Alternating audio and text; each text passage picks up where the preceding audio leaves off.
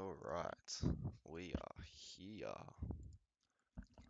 Let's get on the road, Jake.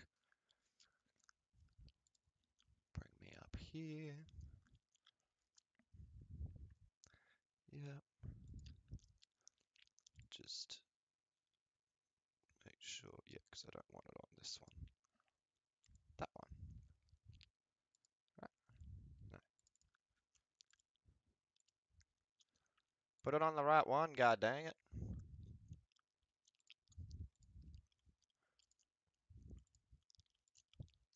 Hang on, let me just try this.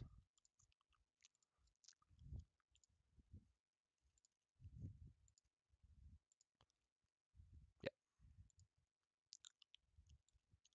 let's bring it down here. Alright, cool. And now I just want to get some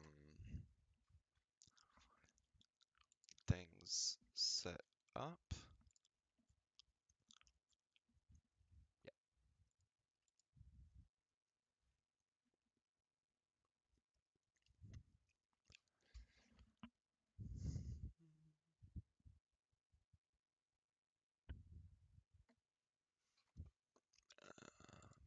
Here.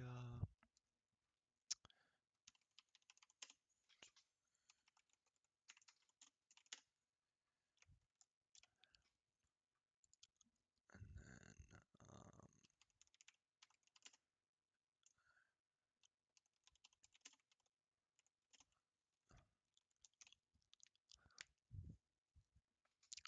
okay.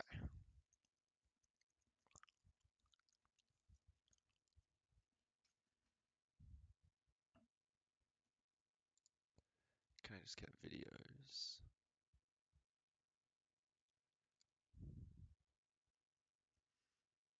Yeah.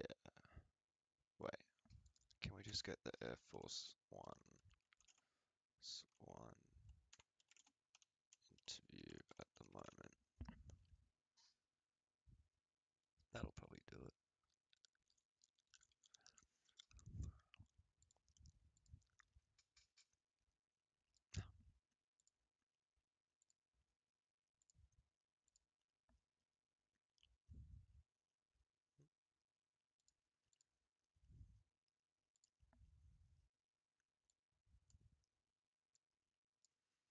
Alright.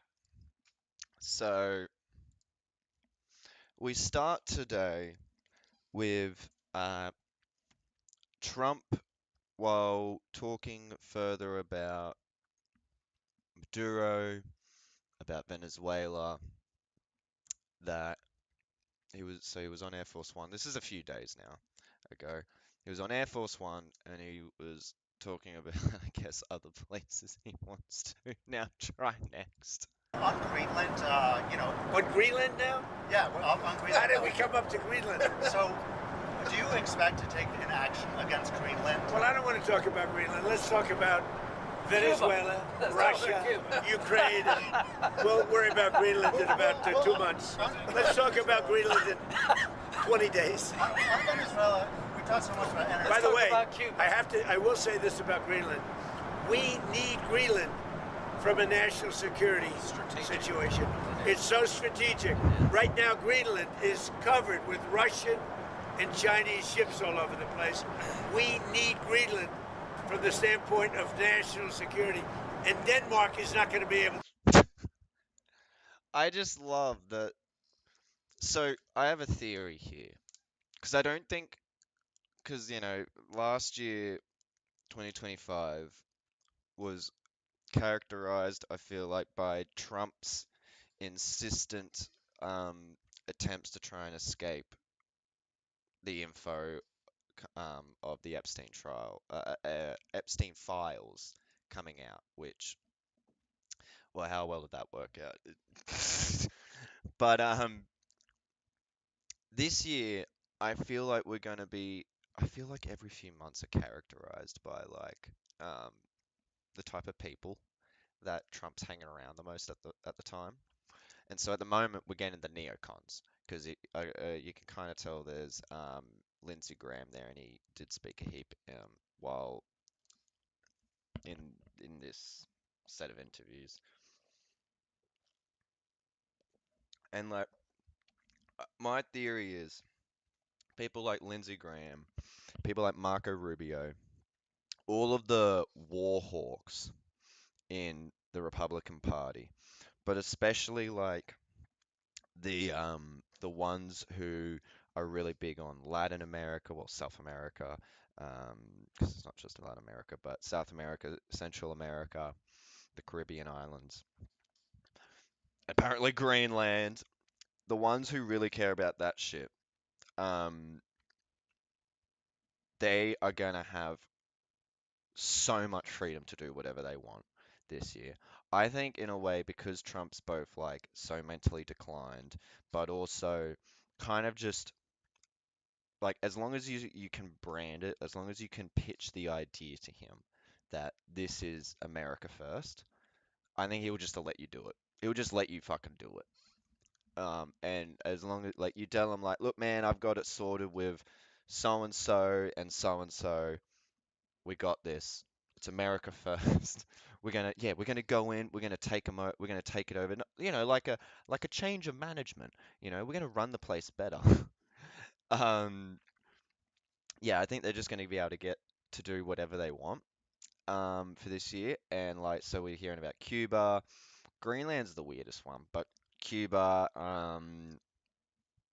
There was another Colombia. There we go. Um, I think they're going to try and do it because, like, for years, a lot of these people have they just wanted to do it, and now they can finally just do it. To do it, I can tell Sir, you. what would the justification be You know what for- Denmark did recently to boost up security in Greenland? They added one more dog sled.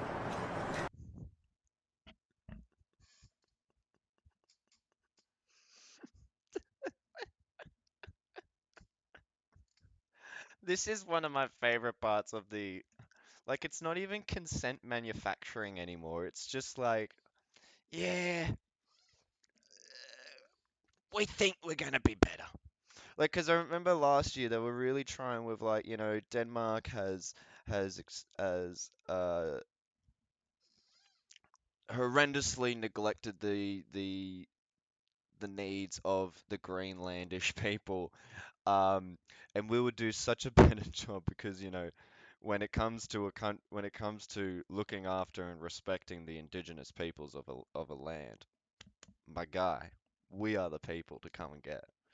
Um, but now we're just not even doing that anymore. We're just going like, yeah, they just seem to only have dog sleds there. It's true. Sir, what would They the thought that was a great move. what would the justification be for a claim to Greenland? What would the justification? Oh, I don't want to talk about Greenland now. Then I just say this. We need Greenland from the standpoint of national security. And the European Union needs us to have it. And they know that. I think there's some. The European Union needs it. Oh my God. Yeah, sure. Just why not? I mean, I'm pretty sure I'm gonna bring up a map here.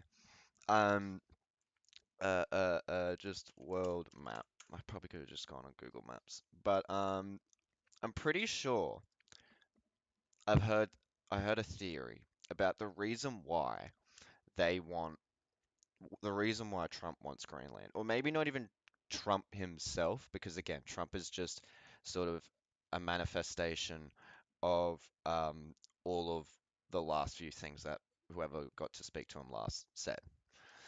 Um, but the theories I've heard is the reason why they want Denmark. That's not Denmark, Jesus. The reason they want Greenland is because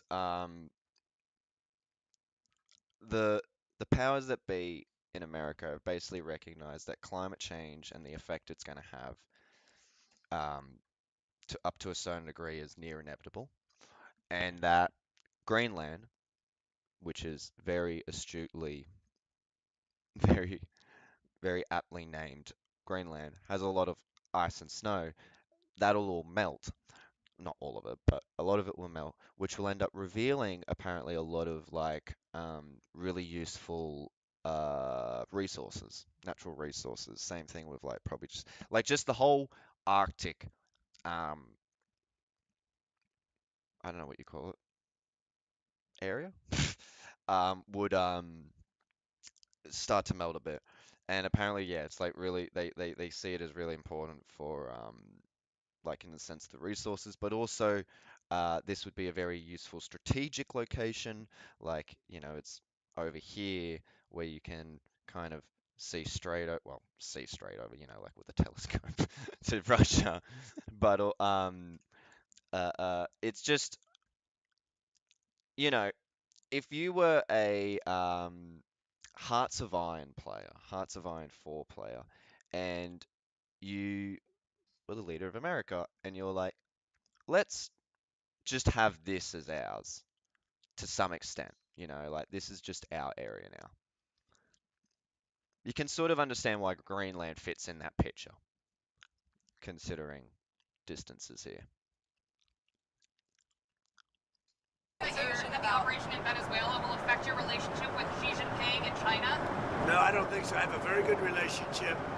We have the power of tariffs, and he has other powers on us. Are you still planning to travel to see him in April? Yeah, I'll be going in April. I think there's some confusion from Americans and maybe the community in the world when it comes to what you said about Rodriguez earlier today in a phone interview. You said that she would face the same fate, if not worse, than Maduro. But it sounds like Okay, well now we're talking about Venezuela. We don't want to talk about Venezuela just yet. Not allowed to talk about Venezuela. Let's see here. Sky News. Sky News has something to say. You're not everything you could be. Fucking kidding and you know me? it. What the hell? What was the timing on that? Peterson Academy?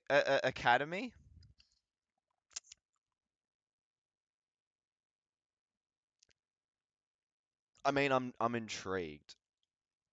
Can I? There. I'll look at that later. Fuck off. European leaders have released a joint statement condemning Donald Trump's threats to annex Greenland, signed by the Danish Prime Minister and the leaders of France, Germany, Spain, the UK, Italy and Poland. The letter reiterates the island nation's sovereignty under Denmark, stating, Greenland belongs to its people and only Denmark and Greenland can decide on matters concerning their relations. Security in the Arctic must be achieved collectively in conjunction with NATO allies, including the United States, by upholding the principles of the UN Charter. NATO has made clear the Arctic region is a priority and European allies are stepping up.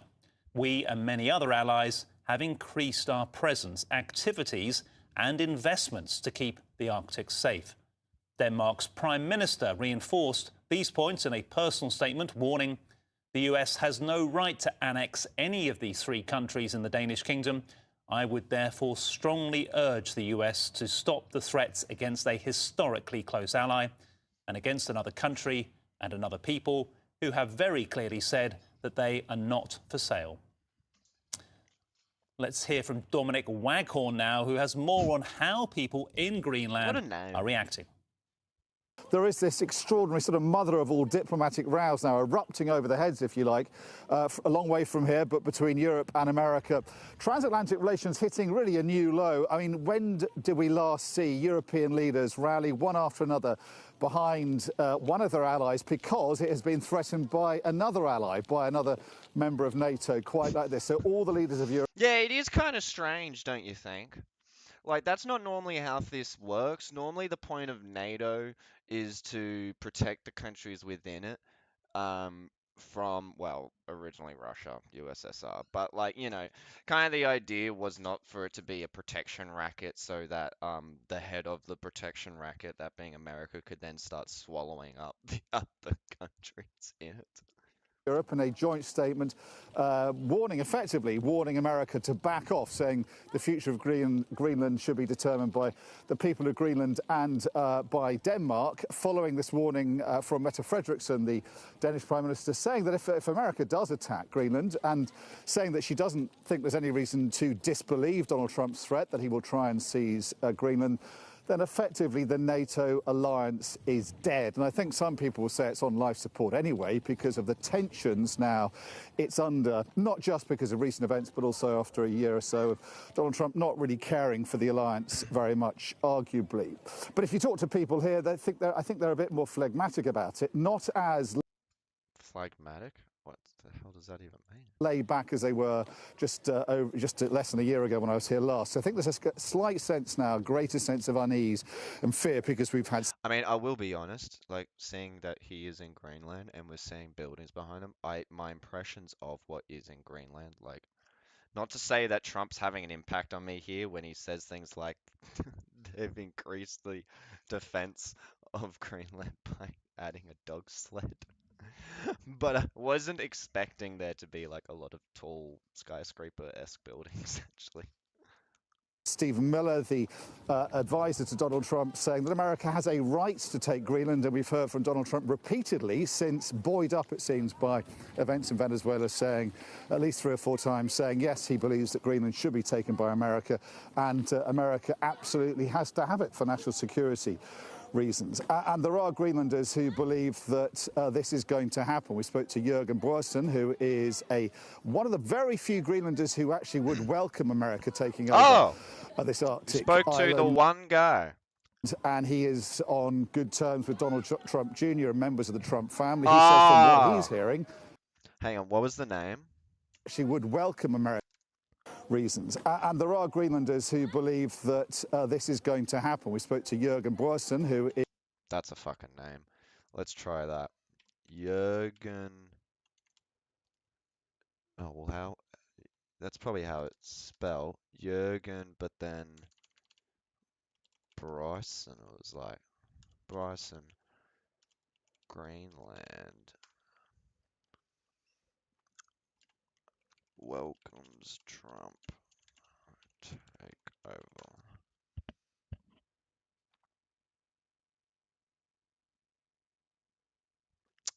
God damn it.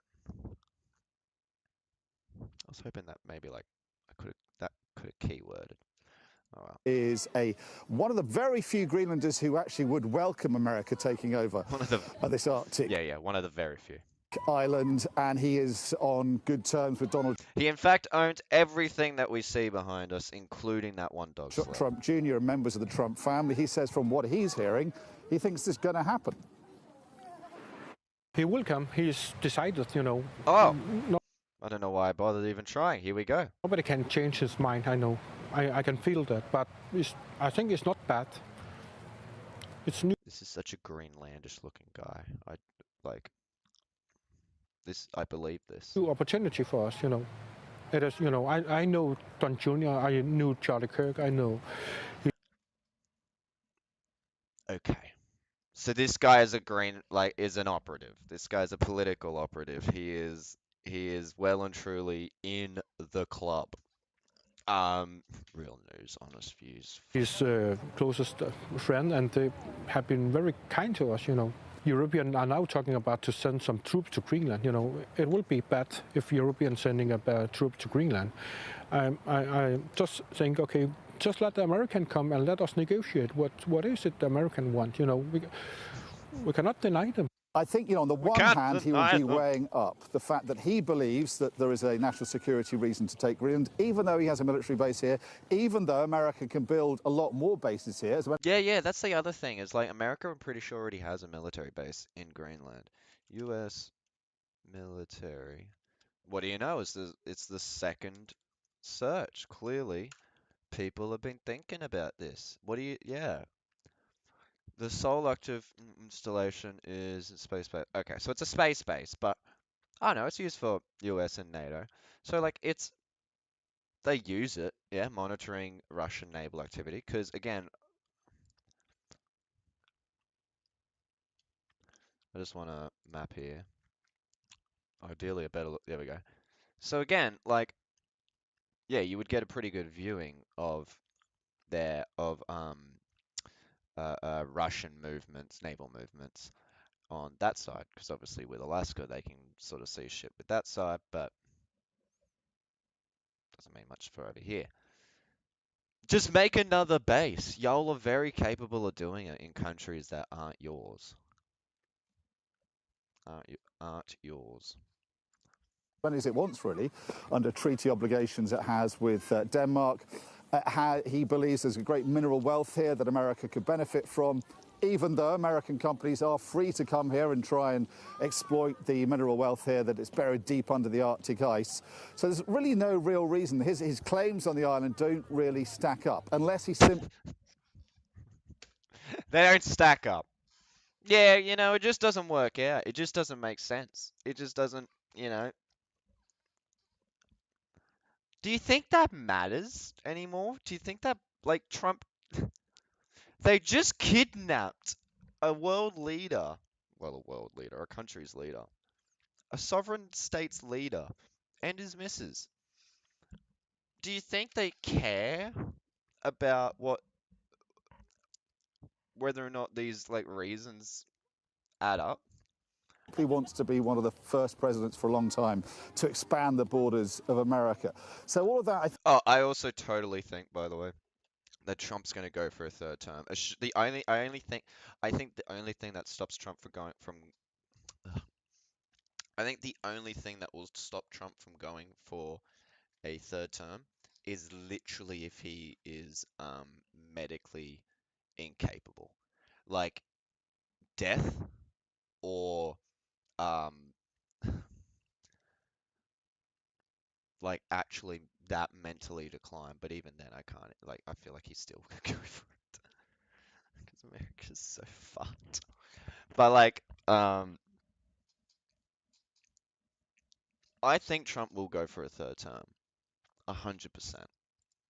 I think it's tempting to him, and certainly he does seem to believe that America has a right now, buoyed up and emboldened by his success in Venezuela, to do more in its own hemisphere, in its backyard. Against that, the risk, though, there is of falling out completely with Europe, and I think it will be impossible for American-European relations to go back to what they were should America make a move on Greenland. You know, I feel like we finished it. Okay, that's enough of that, thank you. Okay. There was a few other clips I just got of the Greenland stuff.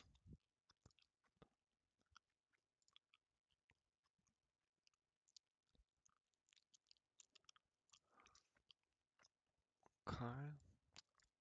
Just take that one.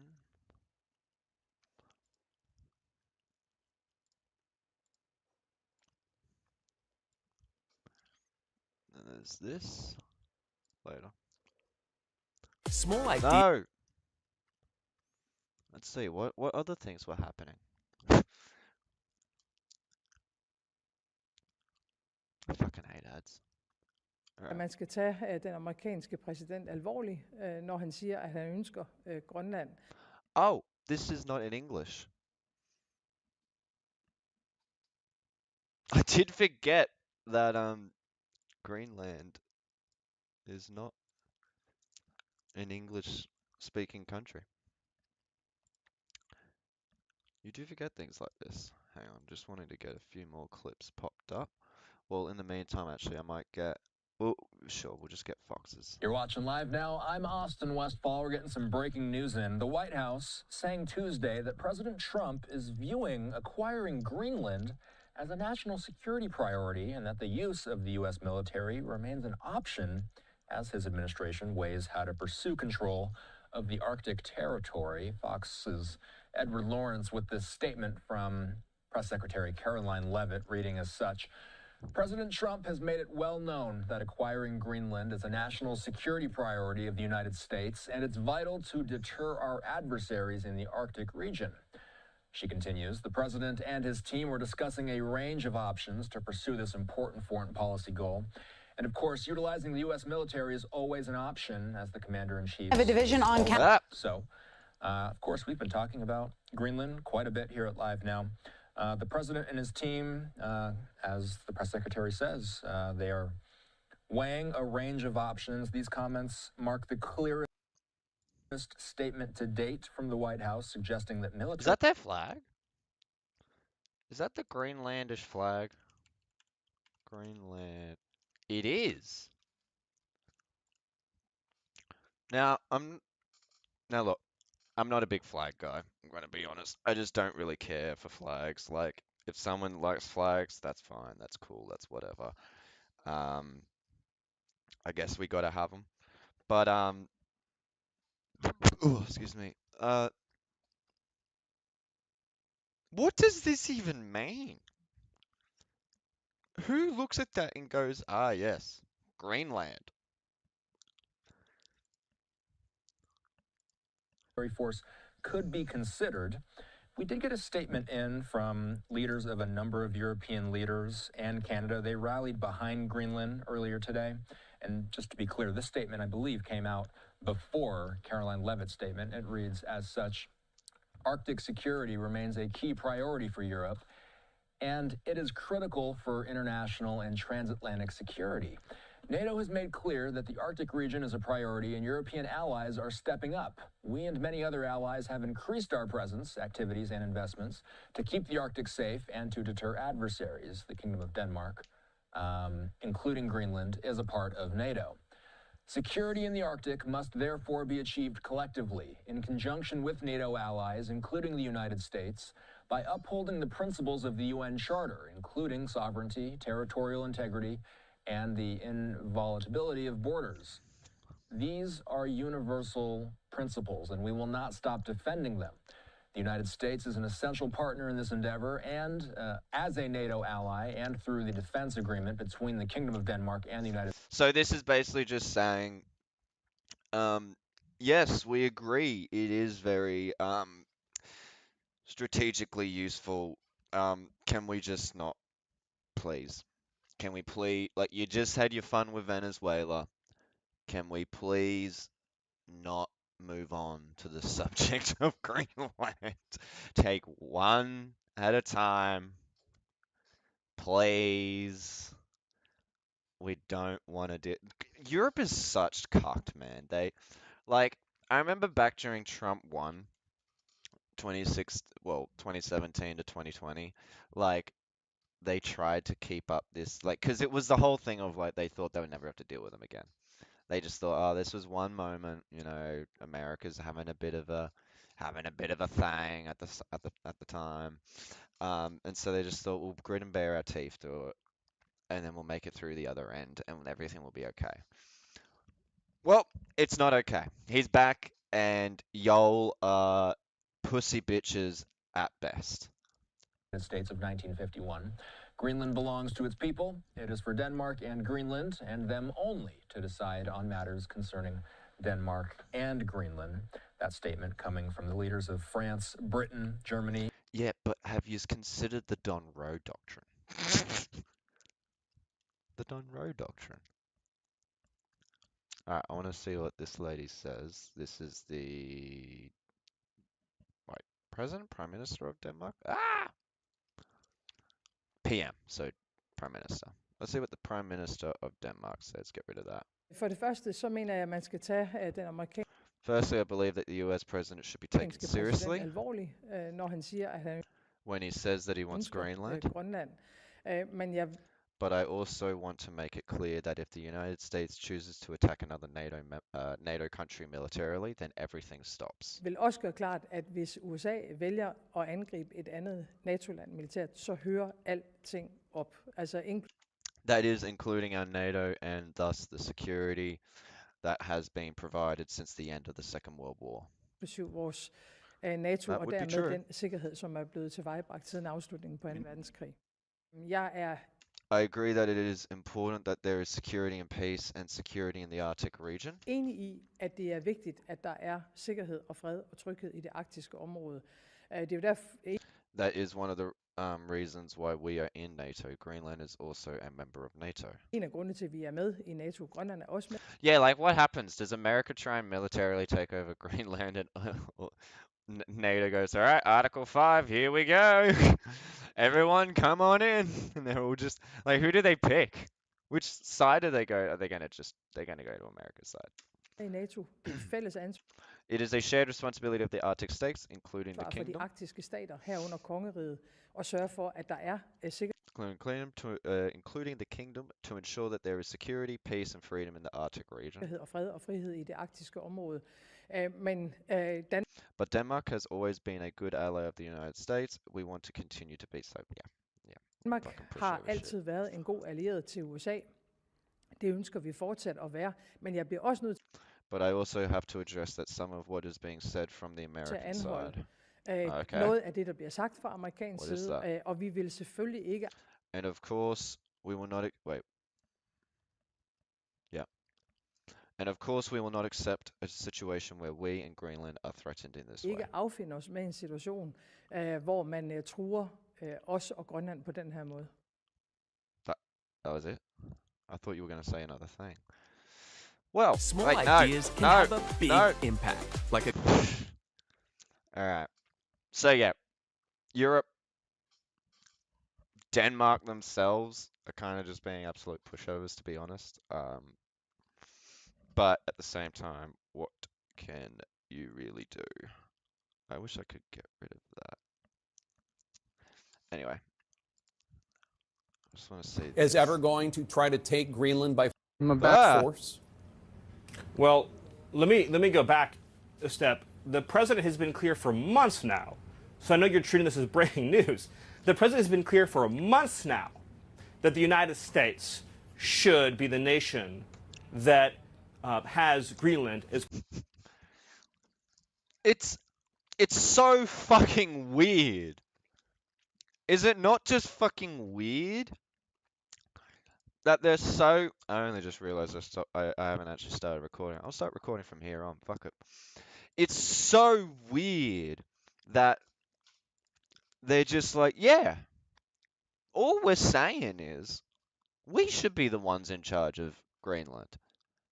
And then everyone goes, yeah, but like Denmark. And then they're like, yeah, they just gave them a dog sled. We can at least give them an AI-powered, remote-controlled fucking dog sled that'll blow up once it reaches its destination. So obviously we should be in control of it. Like, there's not even like, how would I put it? Well, it just comes back to it's just blatant imperialism. It's just they want to own all of this. Part of our overall security apparatus. The United States, but your wife posted that like hours after the Venezuela operation. That's why it's newly relevant. I'll talk with you about it for an hour. I think it's a really important conversation. I just wanted to reset, Jake, by making clear that it has been the formal position of the U.S. government since the beginning of this administration, frankly, going back into the previous Trump administration, that Greenland should be part of the United States. The president has been very clear about that. So true, bro. The president has been very clear about that. I mean, he has. He has been very clear about it. I can't find him being clearer about anything else, honestly. So yeah, that's so yeah, America wants to retake Greenland. We've seen this kind of shit before. We know how it be. All right. So another thing that's been going on. Now you may, funnily enough, we're going straight to Greenland, but you may remember there was another thing involving another country in America recently. The country starts with V. It is not Vanuatu. It is in fact Venezuela, where I was about to say where America has just recently bombed Caracas and kidnapped Maduro and his missus, brought them over to America to stay in New York City jail, and then he was brought to Maduro, that is, was brought to court to face trial, and he is pleading not guilty, which is really funny. Capitol Hill over the U.S. raid in Venezuela. Secretary of State Marco Rubio gave a 2-hour-long classified briefing to lawmakers on past and future operations in Venezuela. Several Democrats say they didn't get enough clarity, while several Republicans are defending the operation and downplaying concerns that the U.S. is starting a war. When the United States engages in this kind of regime change, and so-called nation building, it always ends up hurting the United States. We don't expect troops. First and foremost, biggest top concern, how the United States is going to be able to handle this. Fuck man, Democrats in America are so cucked out. It's so obvious that they're like, just preparing more links. It's so obvious that like they've got nothing. They like this. They ultimately like what's happened. They also wanted to see Maduro kidnapped or arrested or whatever. Maybe they didn't like how it was done, but doesn't mean they ultimately disagree with the outcomes. You know, oh, it's happened now. What can we say? What can we do? Let's just live in the world that we now live in and just accept it. And you're just saying, now that I have accepted it, I am quite pleased that the guy has been removed from power. That is literally what they're saying. Troops on the ground. We don't expect direct involvement in any other way beyond. Sorry, I thought that's what Trump was talking about with boots on the ground. Just coercing the interim government to get that going. Meanwhile, Venezuelan So honest. They're so honest. I appreciate it. President Nicolas Maduro and his wife, Celia Flores, appeared in a New York courtroom. Now, both pleading not guilty to narco terrorism. He is a huge guy too. Like, holy shit, is he a beefy motherfucker? It's like they're bringing Bane into the fucking courtroom. He's huge. Some charges. Like Their next court appearance is set for four. March 17th. Okay, so that's that.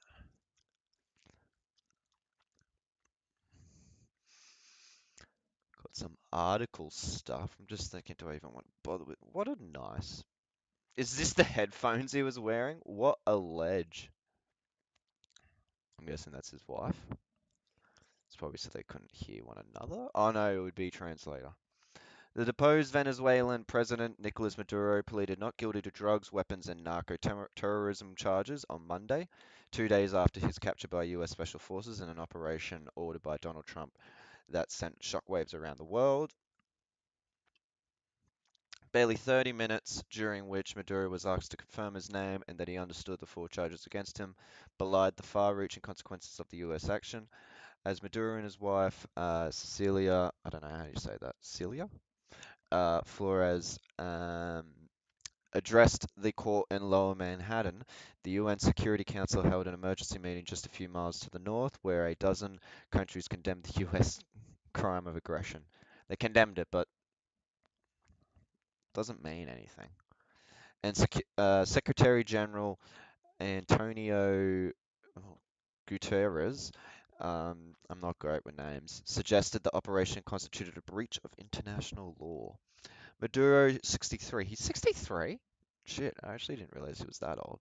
Insisted to federal judge Alvin Hellerstein that he was still president of my country, Venezuela, had been illegally captured at his Caracas home, and was a prisoner of war.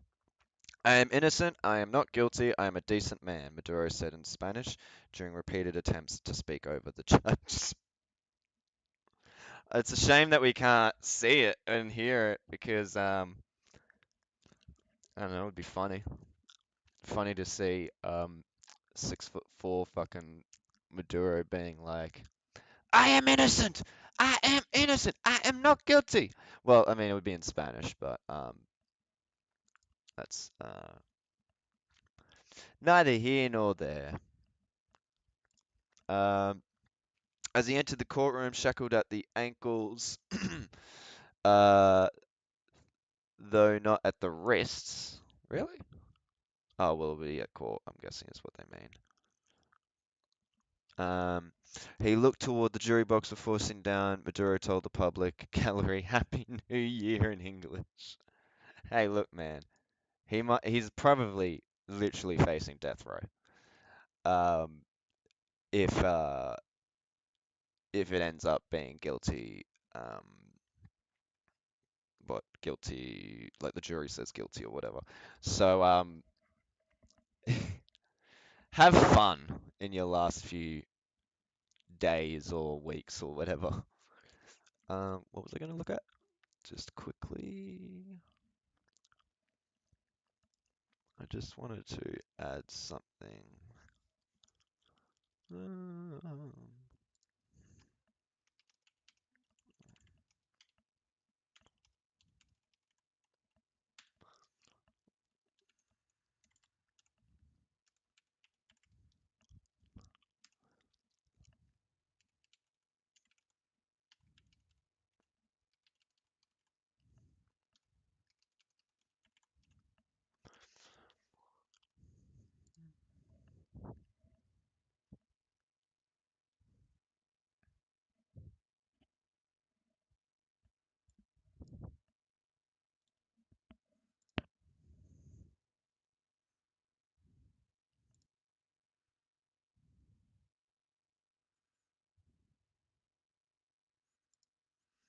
Okay.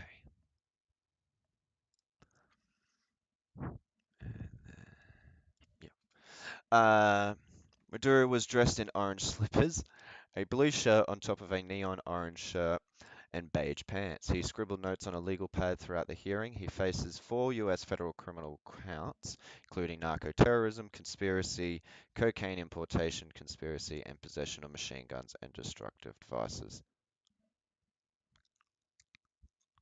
Hang on.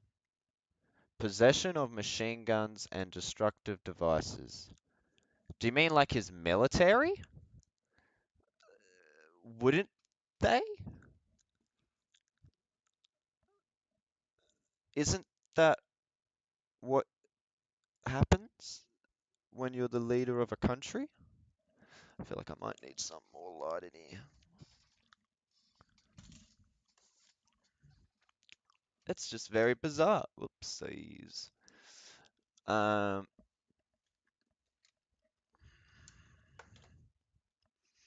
Jeff, we fucking. Each charge carries a maximum sentence of life in prison. Oh, so not even death row. He was first indicted in 2020 along with 14 members of his inner circle as part of a sprawling drug trafficking case against Venezuelan officials and Colombian guerrillas. Defense lawyer Barry Pollock made no immediate application for bail, but said he would later file a motion alluding to the military abduction he said his client was subjected to. Flores, the Venezuelan First Lady, was also captured in the pre-dawn raid on Saturday, in which at least 40 people were killed. Interesting that it says 40. I'm pretty sure it was 80. I heard recently that it was 80, but maybe this is slightly out of date. Were killed, including civilians and Venezuelan and Cuban security personnel, which they're doing. I don't know if you've seen, I can't be bothered to find it, but there's the bit where both Marco Rubio and Lindsey Graham, separate times, are going on about how, like, oh, Venezuela, but like they had Cuban security personnel. Talk about colonized or some shit. And it's like, what are you on about? It's like they had a few guys. Okay, yeah. Her lawyer, Mark Donnelly, said she sustained significant injuries during her abduction and required medical examination for severe bruising on her ribs. Interesting. Flores, who had large band-aids on her temple and forehead, said when she entered her own not guilty plea, she was completely innocent. Maduro and Flores were transferred to a helicopter for a brief flight to Manhattan, then escorted by heavily armed law enforcement personnel into an armored vehicle and transferred to the courthouse, where rival groups of Maduro's supporters and opponents clashed outside. I mean, protesters. The surreal spectacle of the 63-year-old president of a sovereign, we had thought so, sovereign foreign nation in a U.S. courtroom, partially shackled and wearing a blue shirt on top of, we heard that already, evoked the 1991 trial of the Panamanian strongman Manuel Nori, I can't say that one, and the 2006 public trial of Iraq's leader Saddam Hussein. The criminal indictment unveiled Saturday by U.S. Attorney General Pam Bondi echoed Trump's claims that his unilateral military intervention in Venezuela was necessary to stem a flow of drugs into the U.S., which is really interesting because they really just did not talk about the drug part anymore. Like they just completely dropped it. Like it was really just about the oil, Maduro bad. This is going to be great for us. Maduro and his co-conspirators have for decades partnered with some of the most violent and prolific drug traffickers and narco-terrorists in the world and relied on corrupt officials throughout the region to distribute tons of cocaine to the US. Wait, is it cocaine or was it fentanyl? I thought it was fentanyl. So it is cocaine. Which that doesn't make sense because how else is Trump's friends getting the cocaine then? Strikes by the US military on alleged narco boats in the months before Saturday's raid in Venezuela has resulted in at least 110 deaths. Holy shit, I didn't even know that much. Leading some legal experts to question if the attacks amounted to war crimes. Just some legal experts. Just some. I feel like at this point it's just like there is no way you can truly like word in articles anymore a a a proportionally appropriate way of wording like everyone thinks this is a war crime or these things are war crimes, but I can't just say that. So we have to go leading some legal experts to question. Well, a lot of people when they read that they go, fuck, I don't give a fuck about the legal experts. But Trump has also justified Maduro's abduction as a way for the US to seize stolen oil from Venezuela and promised that the US would run Venezuela for the foreseeable future while American energy companies take control of the country's rich oil reserves. Yeah, like there was the bit where he's saying like they took the oil from us, they stole that oil, that was our oil. It's like, bro, it's in their country. It's their oil. It's their oil. Um and this is not a justification of Maduro. I don't like Maduro at all, or whatever. Like you shouldn't have to. Why is that now so horrifically bright? Jeez, you shouldn't. You don't need to like a guy to recognize that all of this is just it's illegal. It's rather concerning. And like, what the fuck is all that? Yeah, we're gonna run it for the foreseeable future.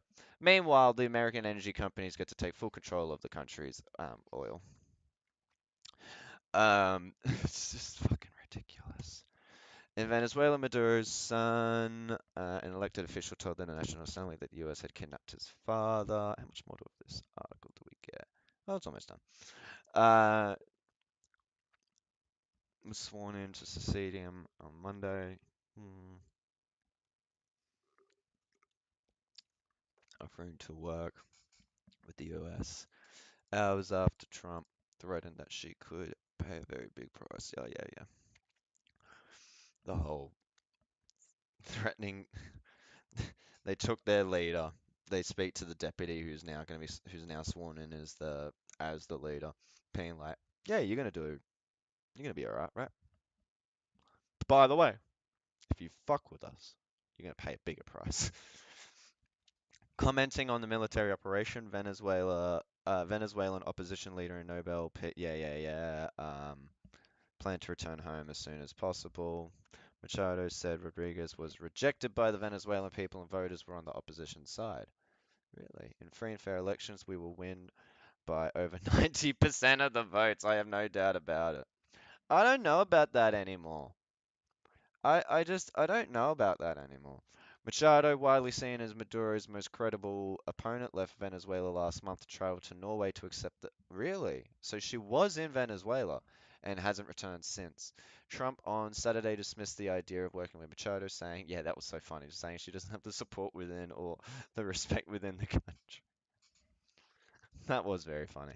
Despite this, Machado welcomed the US actions as a huge step for humanity, for freedom, and human dignity. Yeah. Trump's moves, meanwhile, sparked a global wave of revulsion and fears that the bombing in Caracas, which he has threatened to repeat if Venezuela does not cooperate. So, it's not like they're really in a position of much say. Could extend to action in other countries with which he is at odds, notably Colombia, Cuba, and Iran. That's right, Iran was the other one. That would mark a return to past, quote, naked imperialism by the US in Latin America. Alan McPherson, a history professor at Temple University, told The Guardian. Great. Tensions with Colombia ramped up further on Monday when its president, Gustavo Petro, said his country would take up arms if Trump acted on his threat of military action there. Colombia, fucking Cuba, Iran, like they would be double checking their security apparatus so hard right now. At Monday's emergency meeting of the UN Security Council, Guterres, in a statement read out by a diplomat, said he was deeply concerned about the possible intensification of instability in Venezuela, the potential impact on the region and the precedent it may set for how relations between and among states are conducted. He added, I remain deeply concerned that rules of international law have not been respected. Bro, just like, just say it as, I remain deeply concerned that the rules of international law are dead. Because that's basically how it is. Because that's what it is. It's like Trump and his cronies, his dudes go, like, do this or some other random shit, and everyone just gets to have like their take and be like, oh, that doesn't seem so good, and then like the fucking prediction market bullshit. Like, there is currently prediction market gambling site shit about who is going to be leading Venezuela. Talk about a dystopian nightmare. We're literally where literally people are gambling and making money or losing money off of the trajectory of countries, which is in the hands of America. Like like in regards to how like whatever ends up happening with it, whatever ends up happening to said countries that are being gambled on in the prediction market. Ousted leader pleads not guilty. Oppose their capture. I feel like we're going to get a bit of the same old now. And so yelled that Mr. Maduro would pay in the name of all Venezuelan people, of course. So the matter will turn to court on, so we'll come back on March 17th.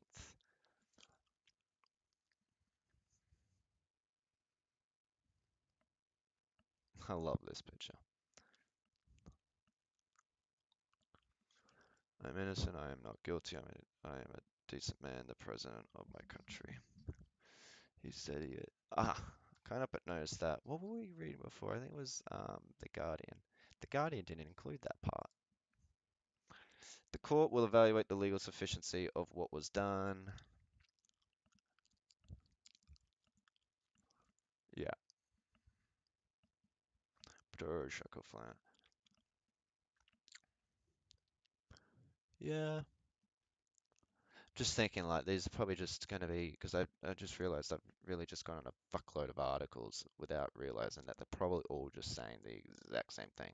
Okay, well, we got CNN updates. Appears in US court, what we've covered here. Live coverage has moved here. I have no idea. Alright.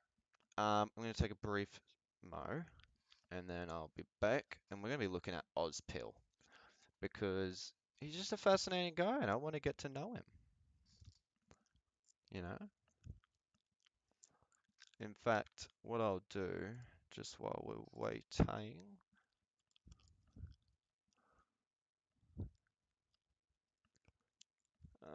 where is the links? Is it here? Yeah.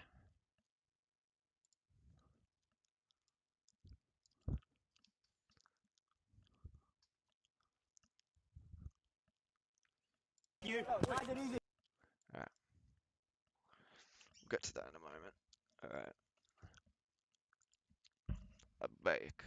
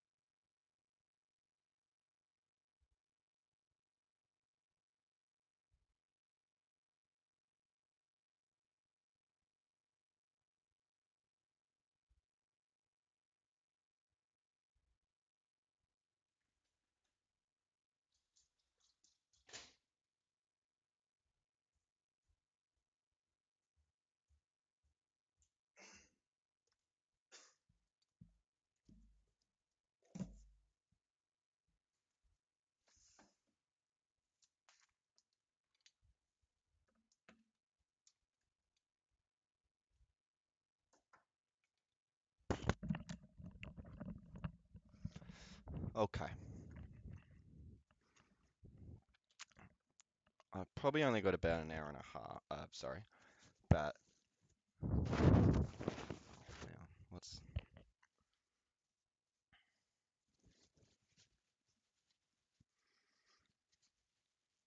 Yeah. So I've only got about like an hour and 10, but that's okay. We can still get through this. So Auspill. This is a guy I really want to talk to. I just really want to have a conversation with this guy. But see how that happens, hey? Maybe if I do this enough, like I'll catch his attention enough and he'll want to have a convo or something. I just really want to have a chat, you know? I really want to get an idea of where he's at, what he expects to see happen in the future, where he wants to go, you know? Y'all probably know about Auspill to some extent. Um, it's not that, you know, it's pretty self-explanatory. We know who he is.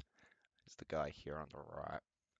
And this is a video he put out yesterday of, I'm guessing him and his mate. They're just talking about what happened recently where apparently let's just get into it. Let's just do it. Let's just do it. Fuck it. Thank you. Wow. Well, it was a very exciting stream. Interesting, yes. More than we thought. Okay, so this guy is called Sir Doug. He is a mango supremacist. It would be. What we'd planned to do, Safe to assume his name's Doug. by the way, wasn't actually to Anglo slam people into the ground, as many are saying. We were planning on going to a suburb called Box Hill and doing our first, in real life stream. What we planned. Yeah, so Auspill, I think he's going to eventually be some sort of Charlie Kirk figure. Well, after this video, I'm gonna whether it's probably not gonna be this stream, but that's okay. Maybe either later tonight, later tomorrow, whatever. Who knows? I'm like I said, I want to do a real deep dive into Auspill. I really want to see the like trajectory he's taken, where he started, like where we first heard about him, when we like the sort of stuff we first started hearing about him, to the more recent. Um, but at the moment, I just wanted to use this as a sort of jumping off pad in a way. Because, well, he's really popular. He's probably the most popular out of all of these people. I'm just gonna say it now because I can't. It's frustrating me looking at it. They're wearing the Helly Hansen shirts here, like just so it's clear, they don't care about Helly Hansen, the brand. It's a HH thing. It's a Heil Hitler thing. This is what Nazis do. They use symbols, logos, iconography that is quite often um, innocent, innocuous, but they put their own meaning into it, especially if those symbols and logos and whatnot like have an easy setup to let you do that. So in the case here where it being called Helly Hansen makes it really easy when the logo is HH to turn that into it's like Heil Hitler. So we're just going to wear the Helly Hansen gear. But then, because this is the point is so that they know to one another, oh yeah, he's a real one. But if someone like myself were to just go, oh yeah, you're wearing HH, so so that's a Hitler reference, right? Like you're a Nazi then. It's so that they can then feign any ignorance to that and go, oh, you're the one overstepping, you're the one blowing it out of proportion. I'm just a nationalist, bro. I'm just a nationalist, and I just like Helly Hansen. I just like Helly, because what's Helly Hansen? Like it's just a clothing brand. Yeah. Like I'm pretty sure mainly, oh no, they do women's as well. But yeah, and to be clear, from what I have seen, there is nothing that I have seen so far to say that Helly Hansen, the brand, obviously it's probably named after a guy called Helly Hansen. It's all outdoor gear shit. There's nothing I've seen that indicates that this is like a problematic. Well, there you go from Norway. From what I can tell, then they're fine. They're chill. They're not like, it's not like a Nazi brand. It's not an actual Nazi brand. I think they even did like they've done a few like Pride Month things and whatnot. So again, why are you so then it's like, well, why are they wearing clothing of a brand that is actually doing rainbow capitalist shit, that's doing the woke shit. I thought you guys hated woke stuff and didn't want to have any affiliation. It's because of the HH. To do there was to interview this extremely Chinese area. I mean, this is Box Hill here.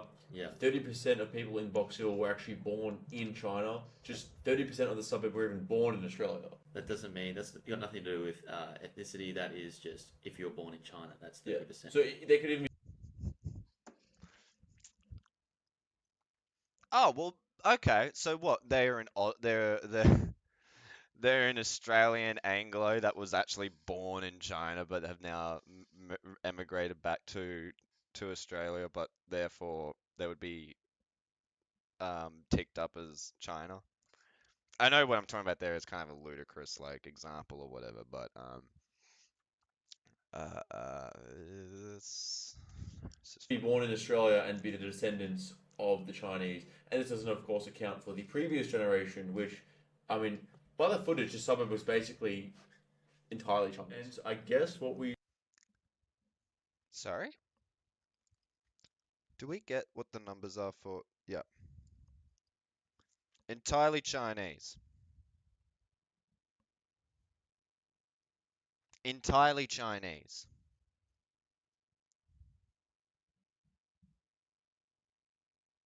Entirely Chinese? It says 29.5%. All right, let's just jump that to 30 just for the argument's sake. So then another 70% of the fucking district, whatever, that you're making an example out of. And I'm sure, all right, all these other districts outside of it also say China. We don't know what the stats are for that. Let's just say, for argument's sake, it's more. But regardless, then we have all these other ones. Vietnamese 1.9, Hong Kong 2.5, India 4.5, Malaysia 6.4. So then, what about also those after that? Nah, completely Chinese. In China, just 30% of the suburb were even born in Australia. That doesn't mean that's got nothing to do with ethnicity. That is just if you're born in China, that's 30%. Yeah. So they could even be born in Australia and be the descendants of the Chinese. And this doesn't, of course, account for the previous generation, which, I mean, by the footage, the suburb was basically entirely Chinese. And I guess what we should probably do now is explain, or we'll go through, walk through what with happened. the relevant footage, how we went from like interviewing people. I will say, that's cute. That little kangaroo. I don't care. Whatever about the flag and all that. It's just cute. I like little stuffed animals. To ending up on the X trending news page. Yeah, I'm glad they did this. I was going to say that was looking shit. Live streamer Hugo Lennon tackles man who grabbed his mic at Melbourne Mall. Sorry, I thought you said Tug went. I guess what you could call is like an altercation. But we're here, like, we're peacefully, cordially interviewing the locals, about their travels. This couple was from Hong Kong. Visiting a Chinese colony in Australia. Bro. Oh my god. A Chinese colony. Mate, if it was a Chinese colony, you'd fucking know. You would fucking know, I'll tell you that much. If it was an actual colony, you would fucking know. You wouldn't be here, and you could see, like, health and well-being, or whatever that's supposed to say. And I can't really tell what's in the distance there, but, like, whatever, like, you would fucking know. Yeah, these wouldn't be these telegraph poles wouldn't look like this. They would be instead the hammer and sickle. Yeah, and they were telling us about. I think one of the comments they made is that the CBD is very Indian, was what they said. Well, otherwise, just showcasing the area, like the storefront here was. Wait, was that him trying to? Was that entirely in Chinese? There's literally, as you can see, zero. Sorry, let's just go back. There's a place here that's in English. I can't really see the other places from afar, but doesn't really matter if one place is in Chinese. Helly Hansen written on our shirts. Well, But now pro English. The only English in this frame is the Helly Hansen written on our shirts. But now we should get into the meat of it. I mean, it's what you're here for. It's what everyone's talking It about. is. So here we're trying to like ask people if they want to do What's an interview. happening here? Very seldom. What's happening here? What's happening? What's happened, Doug? Why are our overlays crossing over? Did anyone even look at us or give us time of day? Can we get one of our flyers? You know, we have these March for Australia Hang on! flyers, which is for... Hang on! Seldom did it. Or it's what everyone's talking about. So here we're trying to like ask people if they want to do an interview. Very seldom did I'm guessing that's the guy, but anyone yeah, even look at us or give turn us time around of day. just a little bit. You Oh! know, we have these March for Australia English. flyers, which More is for English. the nationwide March for Australia on January 26th. So I was trying to put one of these flyers up. It's kind of Honestly, some of them probably would actually go. looking at us as we approach that glass case that we were looking at before, eyeing me down. I give him a simple good day. You say hello. Oh my god, there's English! Sorry. Hello to him. And he says, he crashes out. But we're not interested, you know? Yeah, we we keep got our own walking. thing. I'm We're smiling. having interviews. Yeah. Where it's cordial. It's chill. We're not interested in whatever that is. Yeah, he's expletives. Whatever. We're I mean, come on, mate. You said one statement. It's calm our down. own thing we're doing, and we're not interested. So we just keep going on basically. Yeah. And then we kind of go into the mole here to, you know, thinking that it would be a sanctuary to get away from this. You know, we don't know if he's got a knife. We don't know if he's on drugs. All this kind of stuff. So it's like. We don't know. We don't know. So we're going to throw out the possibility that he could be. You know, plus our camerawoman is lagging behind us, so we're really trying to get away from the situation. Don't come to my... You're actually taking as much time as you could. You're like really casually strolling along. My multicultural, my Chinese economy. He's like, get out of here. Yeah, because you're like, it's so. It's almost like he knows how bad it is. Yeah. Right. This natural phenomenon. I think he just doesn't like you, and just didn't want you to be in the area because you're a Nazi. Phenomenon, by the way, we gotta get this part out of the way. The disclaimer. Yeah. It is not bad what we're reporting in the strict sense that is a natural phenomena that people like to live amongst their own, their own nation. They come from a foreign nation, and so much of that nation is here now. They've basically recreated it. Oh god, yeah, here we go. We're doing this. Okay, good. Finally, we're getting into the meat of it. This is what I was wanting. This is what I was wanting. I didn't want to hear bullshit like I didn't want to just hear fucking how this all happened. I actually was hoping this would lead to some arguments. So That's let's what keep we're going. seeing writ large in Box Hill. Is it the Chinese nation? And we're visiting it effectively and just showcasing it. Not the Chinese nation. And we're visiting it effectively. Large in Box Hill. The nation is here now. They've basically recreated it. That's what we're seeing writ large in Box Hill. Is it the Chinese nation?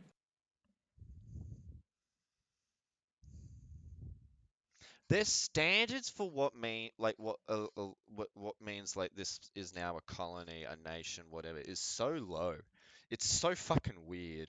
Like it was 30% of the area was Chinese. Like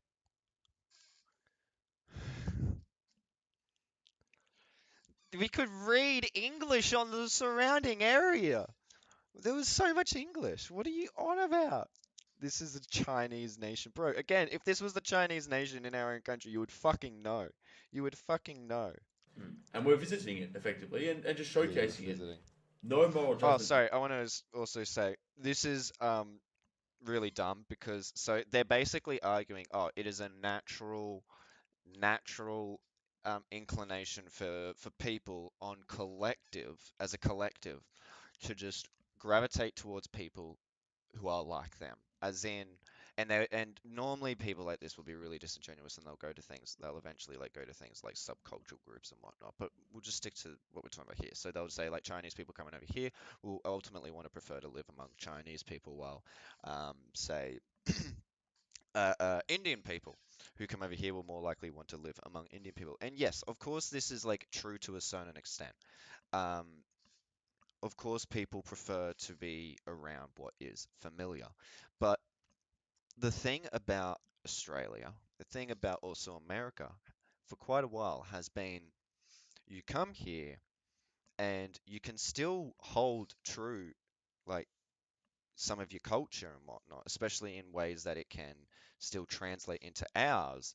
It's just you're sort of throwing away a bit of, you are throwing away a bit of like, oh, well, you're a Chinese person or whatever you are now, Chinese Australian or whatever. Obviously not if you're like you if you're born in Australia more so.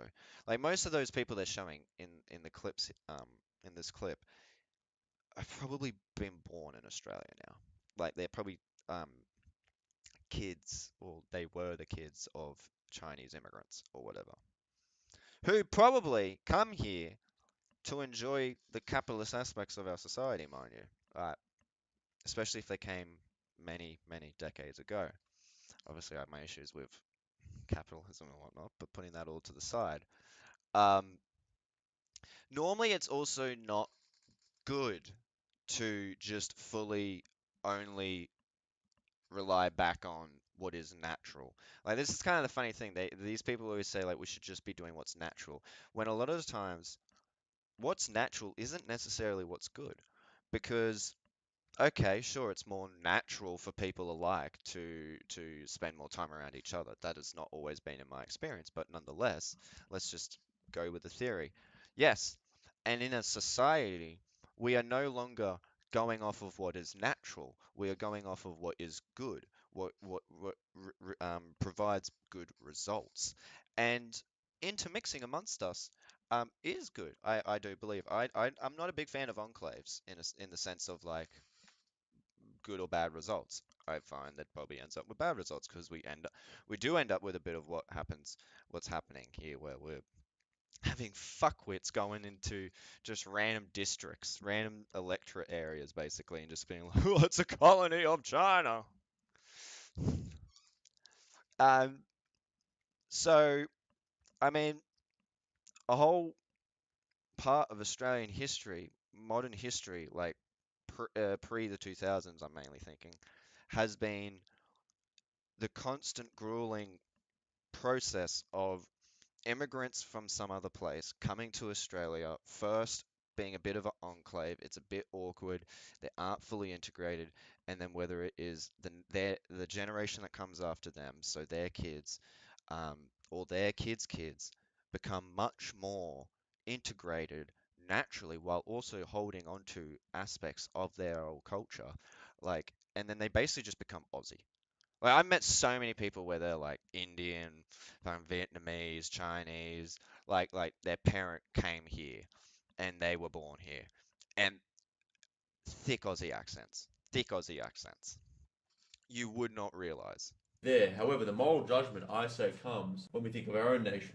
Because don't forget, this is a nation within our nation now. And I'm like, I don't really want my entire It's not. nation. That's not how this works. This is not a nation within our nation. The best you could possibly, the best you had was colony. Stick to the colony line. The colony thing still retarded, but still it had more substance to that than it did with the nation. What the fuck? To be displaced for the Chinese nation. That's what I don't want. The Neither natural do I. phenomena, it's natural, and we need to appreciate that. We need to appreciate the All right. Then, if we need to appreciate the natural phenomenon of things, blind people should not be allowed to have glasses. People who are born with unfortunate like conditions just have to fucking put up with them. We can just throw out all science, throw out all medicine, throw out all these different things. Fuck it, why even have buildings? You know, what was natural was living under trees and living in caves. bring millions of people in from overseas just by the biological, the natural tendency they will associate with themselves. We just Hang on. Biological is not the same as natural.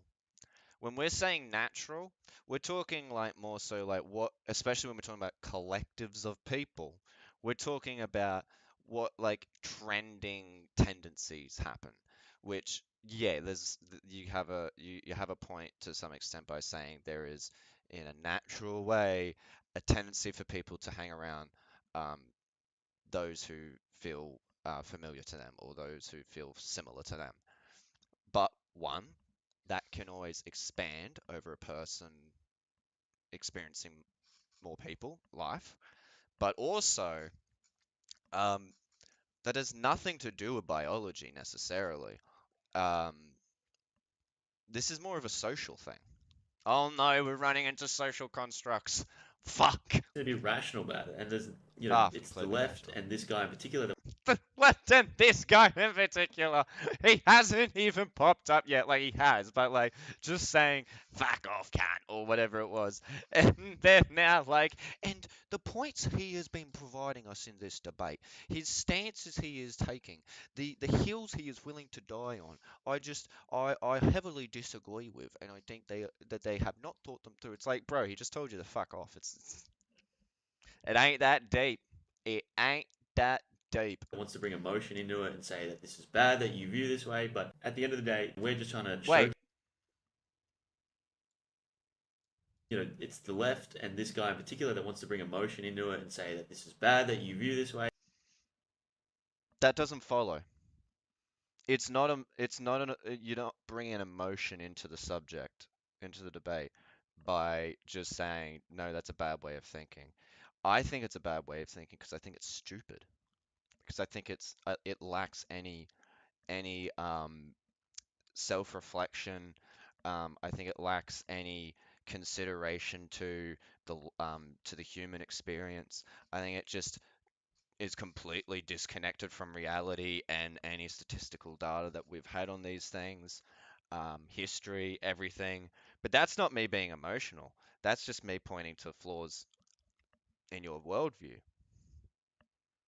And again, old mate just said go fuck yourself. So sure, he's being emotional, but you also can't say he's being emotional on the topic of like they right now have imagined that the guy is compensating and worry that these guys are onto something. But at the end of the day, we're just trying to showcase that, no, look, this is what's happening. There has been a kind of Chinese enclave created in Box Hill because, again, no moral weight put on this by myself. They want to live with Chinese people, and they're going to do that, and they're going to create Chinese businesses, and they're going to create a community that is Chinese. So it is. Yes, again, just I'm really glad we're putting it up here in the middle of the screen. Only 30% is Chinese. Chinese specifically. Like, we're not even trying to do like, oh, it's Asian. Oh, it's Southeast Asian. Or whatever.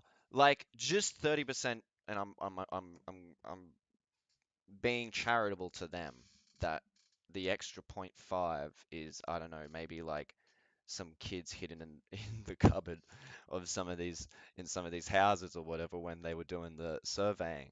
But like 30% is not a colony. It's really confronting to come in here. And in fact, if you would go back to the colonies of say New South Wales, like when the New South Wales colony started, when the Queensland colony started, when Western Australia started. Now I'm not speaking off of like concrete fact here right now. I'm just sort of hazarding a guess, but I feel confident in saying if we were to somehow be able to survey the population of people who are in that colony, you're going to find it would be more than 30% Anglo or Irish, Scottish, whatever. Like if we want to just include them all together, the Britons or whatever, I think it would be more than 30%. I think you'll find that to be the case. That's all we're doing. We're trying to confront your average Westerner who just thinks that this multicultural experiment is like we're all blending together, but in fact, this is what it's creating. Yeah, I don't know whether there's. Who are you confronting? All you're doing is just walking into like a Westfield. Angry, like seeing me if he knew who I was. He was staring at us. English! Ah! The colony, I gotta say, terribly run colony. It's not handling itself very well. Already infiltrated by the the divisive nature of the Western world and its English language and its capitalism, its capitalist institutions. Or he was upset because he saw these Oh no! There's Christmas! There is a Santa, I imagine, over there. In the Chinese colony!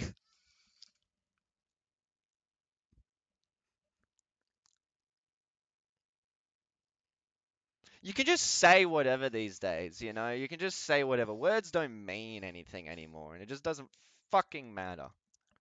for Australia flyers. It did seem like he was watching us as we approached, and then as soon as the flyer was pulled out, it was like sleeper agent activated, and that's when he started crashing out. It'd been an automatic press. Like, At this point, the chat is like goading us to like, oh, go fight him, go Stormtroop. Yeah. The chat. Oh really? Were they saying that? Were they encouraging violent action? That's really interesting that you would admit that, Auspill. You're kind of just fucking throwing your chatters under the bus there a little. You could have played that off. I wouldn't have had any idea about that. That was manifesting it, but I mean, yeah. Chat was creating this spiritual energy to draw him. So the security guard comes over first. That's why I start walking off, because I'm like, let's not deal with them.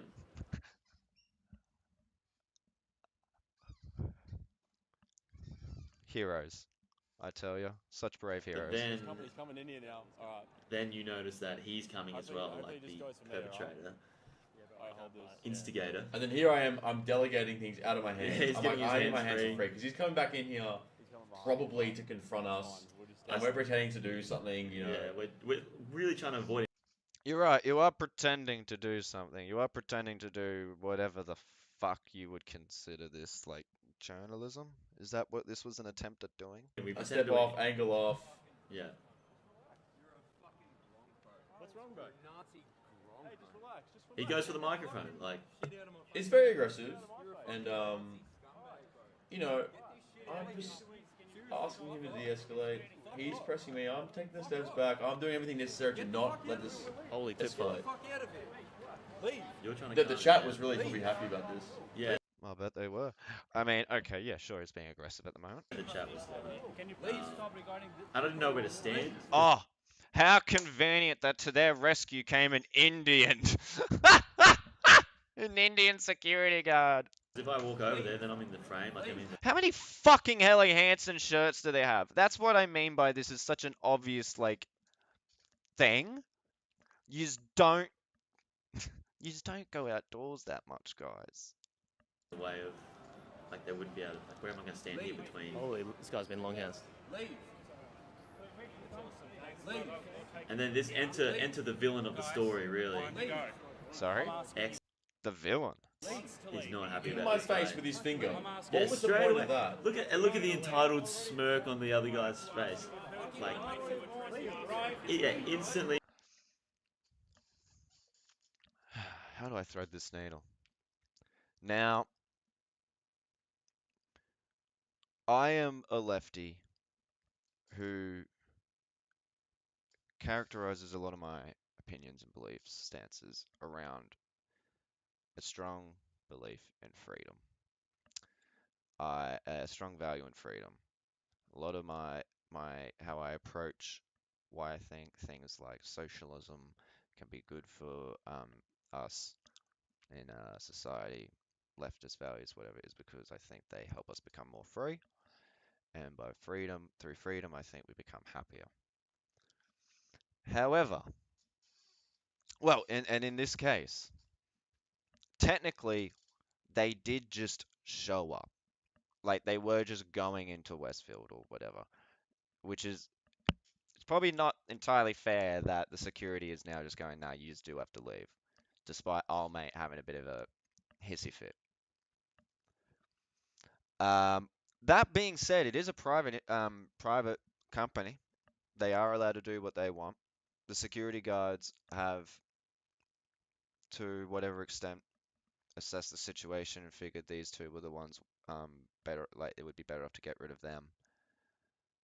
They're being called a Nazis, so that's probably going to lean them also kind of against them. It's interesting. Combative against us, as opposed to the guy who's freaking out, you know, disturbing the peace. Disturbing the peace. I mean, come on, mate. He's not even that loud. He doesn't even sound that loud. Saying, oh. But like this, see, because this is the thing when like we don't know that this guy's a the other guy's a leftist, but you know he's going pretty hard on these guys, so maybe he is just because he seems really dedicated to this, to trying to prevent these guys. Oh my God, they got the KFC. China has fallen. That's the thing, right? Like being a bit of a public nuisance in the efforts of preventing a Nazi to do much of whatever they want to do. It's not that big of a deal, you know. People live their lives. They're still going to the shops. They seem happy. You got permission to film. If I see that on the internet, I'm gonna sue you. Like, too late, bro. I'm telling him to get away from the camera woman. I'm like, dude, like, off limits. The cameraman, woman, the camera is invincible. Okay. Okay. I mean, to be fair, now it's just the security guards. Like, what are we talking about, brother? What do you worry about them hurting the camera? Yeah, you can't go for the camera. That's like Switzerland. It's neutral. You don't get to touch the camera. False surveillance. He's talking about suing me for like false surveillance. Yeah, he's making up false surveillance. I don't even know what that means. Fake laws. Not even jargon. It's just gibberish. Putting two words together and thinking rates. You step there. This guy like. I mean, for all we know, this could literally even like this guy. What this guy is making the point about this week excuse for a man made matters worse. It could literally even just be like, well, you're filming, so you're not actually allowed to film in here. I don't know that for a fact, but like it could be the case. I know that in a lot of these places, you're not allowed to like busk within a certain vicinity outside of the place because technically it's their private property and you're not allowed in it to do that, basically. A lot of attention on X. Just people are very unhappy with this guy. But it gets worse. Hang on. I trembled with the beta security guard threats. I'm asking you once, I'm asking you twice, one more step back. I haven't felt this terrorized in ages. Yeah, I mean, like, they're just telling you, like, they're just doing the job, you know, the security job. I'm asking you once, I'm asking you twice. Come on, one more step back. Why do you explain to me what false surveillance means, yeah? He's making stuff up for the fun of it. And they do this with security because despite my following of his orders, he still was rude, so I paid the respect back. It's whatever. I mean, he's security, man. He's not a cop. One step backwards. Yep. One step backwards. After he's pressed my camera, so he got my face with the finger. That's the property line. They're not even worried about the that line.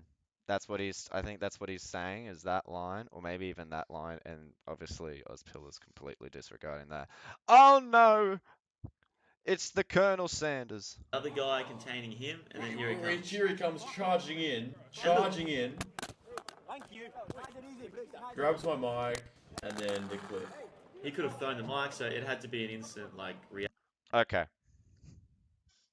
One, that wasn't all that impressive. I'm going to be absolutely honest. That was a lot less impressive than I was expecting. But man, I've done that to people. That's not even difficult. I'm not a fighter even. And when I say I'm not a fighter, I mean like not in the ring. Like I don't fight. But even I can do that. You just grabbed him by the bag and used the weight, like. And okay, yeah, he was a bit of a dickhead and he unnecessarily got himself involved. And I mean, hang on. He didn't actually attack you. You attacked him. He just took the mic, which you dropped. Here he comes charging in. Dropped. He grabbed the mic. He dropped the mic. Oh no, he didn't drop the mic. He dropped the phone bit. You've gone.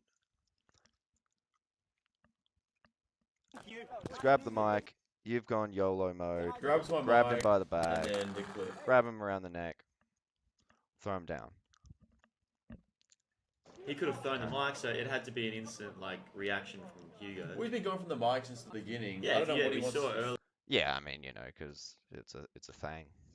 Yeah, he was destroy it to get like take it, like no matter whatever his intention, he was grabbing my stuff. Yeah, he had. Which it was very contentious.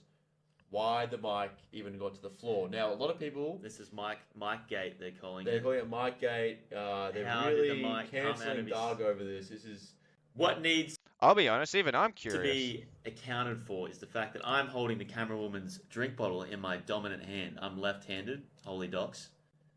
Holy hand docs. Yep. And This is what I mean by the definitions of well, just the meaning of words have really fucking declined in understanding. That's not doxing, but whatever. So he's charging Whatever. at me It's here. a joke. I know I'm it's a holding joke. a microphone. I don't want to Just hold a autistic. microphone if someone's charging me. I'd rather, as we saw earlier, I have a natural habit of making Yeah, my so hands he, free. yeah. So okay, you put it over there, so you kept it away. Your mate Doug tried to grab it, probably accidentally bopped it out of your hand. Like whatever. The thing is to me is like they're trying to pump this up into like such a big thing because this is the sort of shit that this is all about. They love the fighting. It's why they're all into the UFC. It's why they're all into the MMA.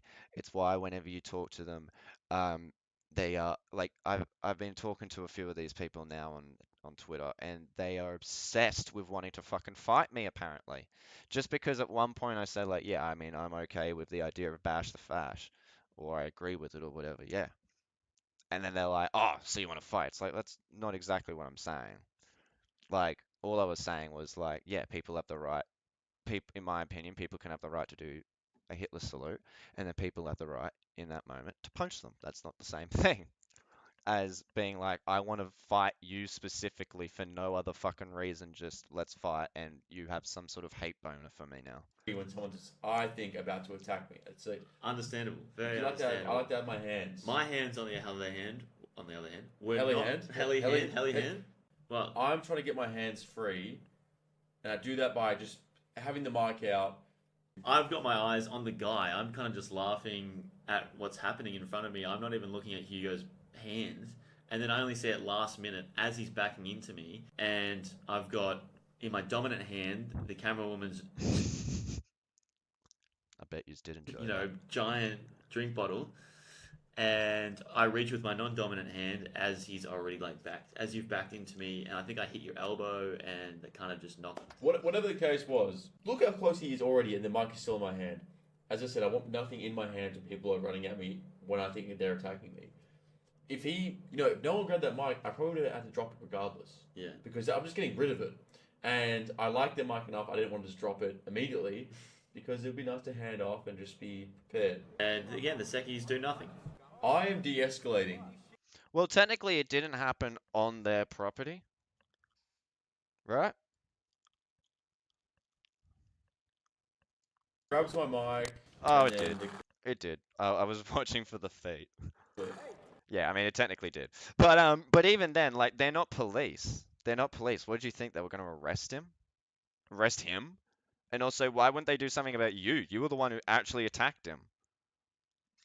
Shit, I completely lost where we were.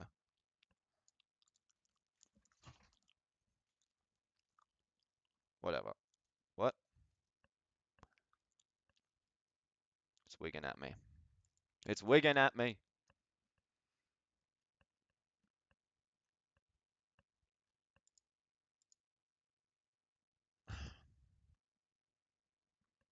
Well, that's just annoying. Give me one sec.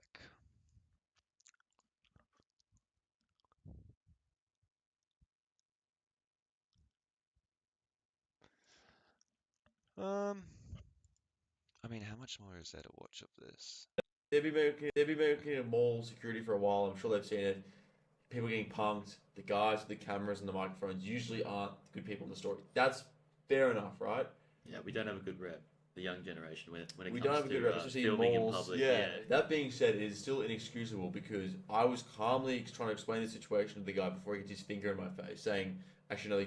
That doesn't really matter. I'm sorry. I'm sorry. That doesn't matter. The guy came in here. We're trying to get away from him. We're totally level-headed. This guy's like going off screaming. Level-headed. Meanwhile, I threw Olmate to the fucking ground.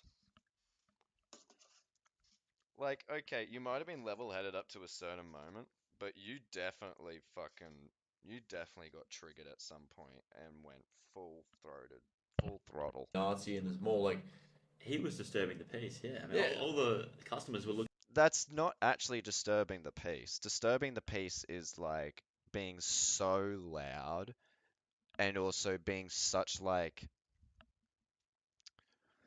the only thing I can really think of right now to just equate would be if the guy was screeching at the top of his lungs, this guy is a Nazi, but like far away enough that it wasn't such a like just between the three of them, because the guy was like not really saying it that loudly. He was just saying fuck off, fuck off, fuck off, come on, fuck off. Like this is a big air, like this is a it's a building, you know, so like and there's people in there. It wasn't. But regardless, they need to just be Like there are kids, like there are kids here, you know, like they're gonna be they're gonna be loud. impartial and do the number one thing I was saying, which is just like isolate the parties. They are basically responsible for what happened. Also, there is no like that's the thing. There's no such thing as like disturbing the peace when it comes to like hurting the feelings of like a Nazi. And I am saying Nazi to be clear. I do think Auspill at this point is pretty intertwined with like the NSN stuff. Maybe like he's not like, you know, he's a member or whatever, but like I think he's pretty much on the exact same page as them. He probably avoids some of their more like niche things, like the Nordic runes and whatnot, because it it's not that appealable to everyone else. But if it was, I think he would. Yeah, basically. You could argue. I mean, the serious... fundamentally, the guy who followed us in there and harassed us and Yeah. assaulted us was the guy who is responsible. But Sure. the security, when they sort of took custody over the situation and failed so miserably, it resulted in what it resulted in. I understand. Nothing there. They're yeah, okay. They're mall security. Dog, They're not... bro. This Seki's let him march me out. Like that's. Much for Australia. Isn't that whole? He walked up to me like, "Oh, property lines, false surveillance." We only went in there because we were avoiding him. I love that they now have the speed dealer glasses on. That's very nice. It's a very nice touch. Like, we were trying to leave. Dumbass security, bro. That was crazy. Why is he coming up touching my shit? Like, this security sucks, bro. Maybe the white race is cool. That's who's representing us. This security, because I said to them from the I'm start, like like, he's bewildered following how me. bad the security were. Now I'm in the property line. And bewildering. they were against me, bro. The Sekis wanted to fight, punch on with me. Again, I like that they are aware, though. I mean, just the two different clips. I think I might have this switched up, but like, because they're aware that obviously, like, oh well, they see people with camera and kind of go like, oh, they're probably the troublemaker. Like, it's the lack of self-awareness. The white Seki leading the pack. What a traitor, bro. Absolute traitor. Oh, okay, never mind. We got. I'm so glad I did decide to keep watching this. Holy shit, we're doing race trader shit now. We're like calling him a race trader just because he was like telling you to leave. He got to costing me. He follows us inside. Yeah. We only went in there to avoid it. Because we didn't want to start it. What's chat saying? Let's say they Anglo slam. The other guy looked Anglo. It's funny every Well, time. I think it's important to note that like every Chinese person we've talked to has been wonderful and incredibly nice, and the like one of the few white guys we see, he's just been so indoctrinated that he full on like he can't He has to have been indoctrinated. I like that, like, oh, the Chinese people could, you know, they're just so nice. They're just so nice. But the guy who doesn't like us has to have been indoctrinated against us. contain his anger at seeing a guy who's a nationalist. I mean, it's really pathetic to see the state of supposedly our people, but like. And why is that? Supposedly our people. They're not even good at doing the dog whistles. That's what I find more frustrating. Like, I find more triggering, is they're not even good at the dog whistles. Well, it's because the difference, you would say, maybe ideologically, the upbringing of the two groups we're interacting with. The groups we had the cordial interaction with, you know, as we mentioned earlier, here to interview them about demographics of the suburb they may now inhabit, it was chill. Right? Either they politely declined the interview or they took it and it was just relaxed and they were very matter-of-factly about the situation. On the other hand, our man, the only other white guy, the one. I like how they say the only other white guy, but like, well, for one, you just didn't interview him, so it's not like the only white guy that we interviewed. Like, so, but also there were other white people there, not even including you two, and presumably the camera woman, like at least the security guard. White guy that we saw freaks out, like literally gets physical over like our sheer presence, and you know, I don't think you could say we aggravated it at all. I mean, the video is there. We did not. I said go up to g'day. In defense, they didn't aggravate it, no. Initially. They did decide to stick around. They could have just kept wandering and wandering and wandering, but they then stopped. Said hello. What that dichotomy is emblematic of is the way in which these two groups of people, and we'll put them on a national scale. We'll say our guys, the white guys, and then the Chinese guys. Our guys, and then goes the white guys. This is what I mean. They don't even do dog whistles. Or if they think they are, they're not doing a fucking good job at them. Like, oh god. It's just I think to me it's just really cringe because I've spent like now what feels like actual 10 years, like a decade, hearing this exact rhetoric but clothed dressed up and tied in a bow with such intentional media trained like coding, and so you have to try and like decode it. But these guys just fucking say it. Guys just fucking say it plain and clearly. What is fundamentally different there is the way they perceive like self-righteousness and vitality. For basically every non-white group on planet Earth, it is totally normal for either members of their own group or another group to stand up for those for said group. Whereas Sorry? What are we talking about now? For either members of their own group or another group to stand up for those. It is normal for members of their group or another group said group. Whereas for stand up for them. Our group, whites, Europeans, the West, there is some sort of education now which instructs people to say, no, it's pathological to advocate for your own group. What? When? When has that ever been a thing? What is he talking about? To advocate against the displacement of your own. So much. Again, oh, sorry. Against the displacement. Right. So that it needs to be like eradicated. There's something evil about that. Actually needs to be met with like hostile force. So hostile even to call someone a Nazi. And that's... So, we've jumped over a few things here. That it needs to be like in the West. There is some sort of education now which instructs people to say, no, it's pathological to advocate for your own group. To advocate against the displacement of your own.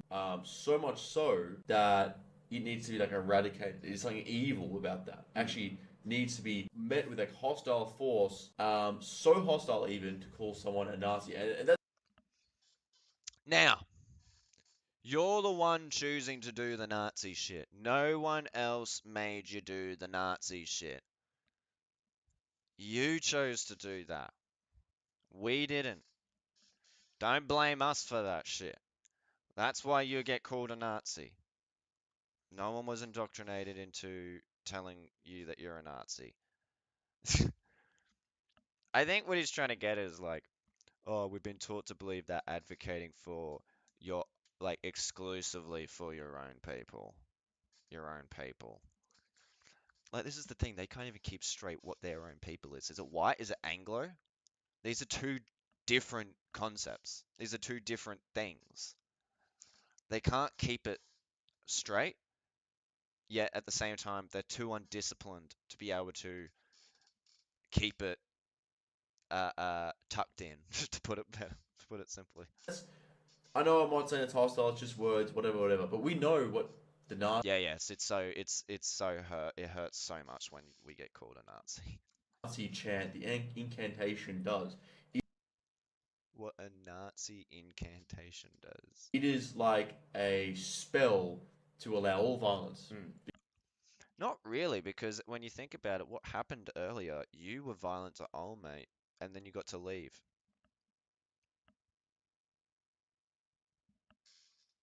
So you seem to be fine. Because whatever you may think about, my politics, our politics here, seems very. That label Nazi is also attributed to. It really hurts. It really, really, really, really hurts our feelings. Please don't call us a Nazi. It really hurts our feelings.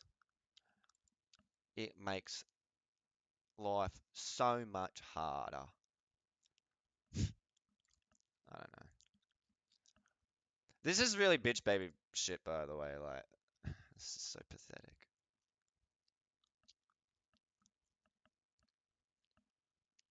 Okay.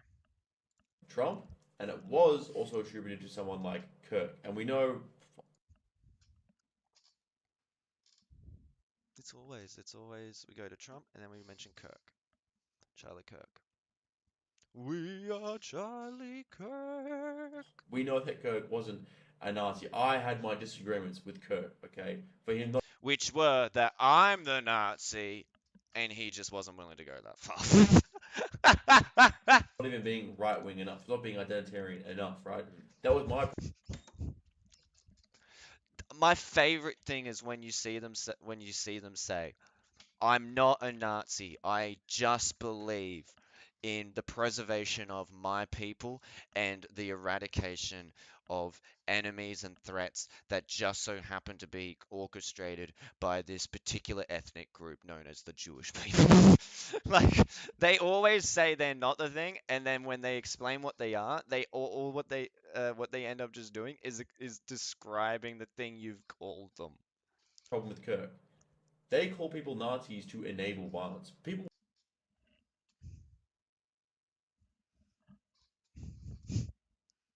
This is like this is a caricature. This is like a fucking cartoonish caricature. He's literally the one who threw the guy onto the ground, and he's complaining about how being called a Nazi gives license to everyone around to be able to be violent to him. Bro, it wasn't like you got mobbed. Justify Kirk's murder because he was a Nazi.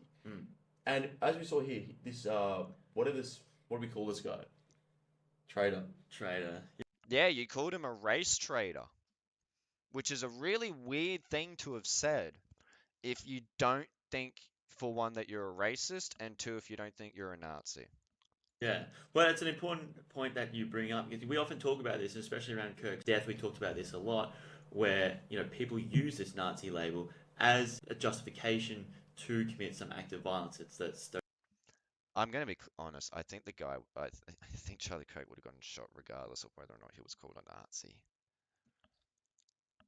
Like, most people I've actually seen refer to him more as a white supremacist because he didn't really talk about Jewish conspiracy theories. Stochastic terrorism, and it was in the most kind of cartoonish display today because first he was calling us Gronko or something, but then he goes straight into just like screaming at the top of his lungs. It's like Nazi, you remembered what to say. Yeah, it was like. It's one word, bro. It's not hard to think of, especially when you've got HH. Originally, it was like he was throwing out some like useless slur, and then sleeper agent activated. Is Gronk now an anti-white slur? And it was Nazi, and then he's like in a mall with children around, and he's just like screaming Nazi. Yeah, I mean, I for one would feel more comfortable knowing that knowing that there are Nazis chill and happily just spending time in a public space, than that still be the case and one guy screaming Nazi. So much better. Why, as we saw, he wanted to stalk us. He wanted to provide a justification for what he was about to do. And the ironic thing is that he's telling. The funny thing is, old mate didn't. This is really coward behavior because they're constantly trying to reframe this whole interaction so that they look like victims to justify, lo and behold, Hugo's moment of Anglo smash or whatever it was.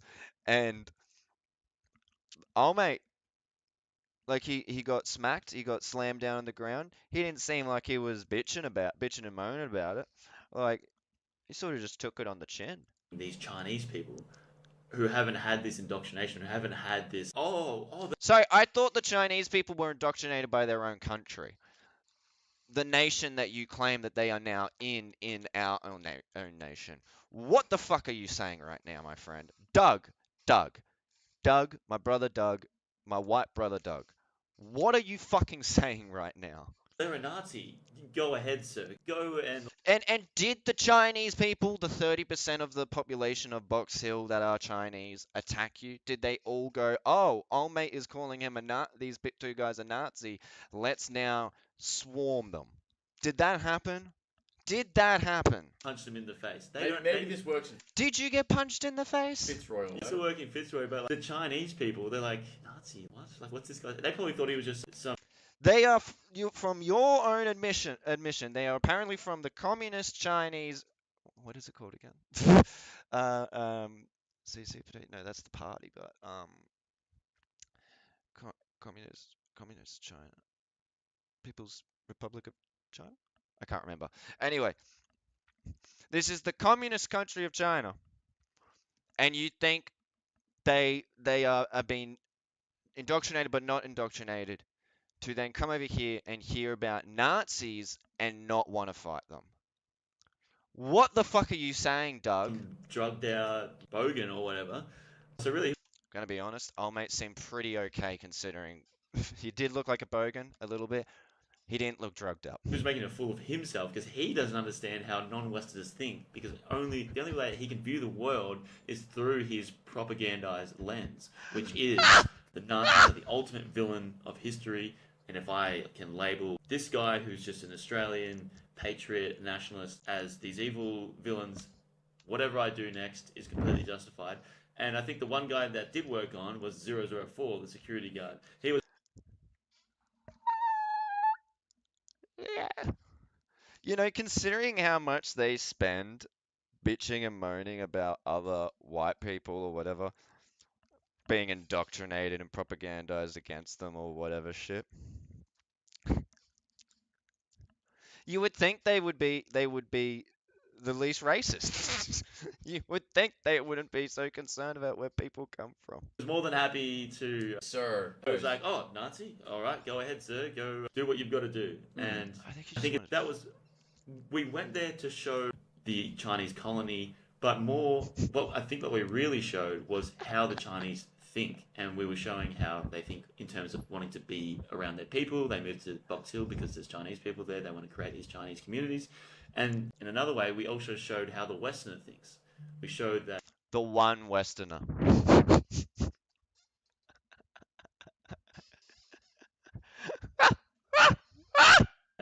We have been indoctrinated into thinking that anyone who advocates for their group, as you said, or any white that advocates for their group, not only is that dismissible or something you don't it's like. Wrong. It's evil. It triggers you into a fit of rage. And the word Nazi has been rooted out of its historical context, because you look at World War II, it wasn't like the Germans were like the only nation of that time fighting for like national right to exist. You had the for its national right to exist, Germany was well established. Germany was a well-established country. It did not need to fight for its right to exist. Oh my god, this is literally Nazi talking points. I love it when you get the Nazi saying, "I'm not a Nazi." Anyway, let me tell you about how the word Nazi has been removed from its initial historical root. White Australia, the Anzacs, who in their dispatches and in their return. Anzacs were First World War. Services League, like clearly said they were fighting for a white Australia policy, right?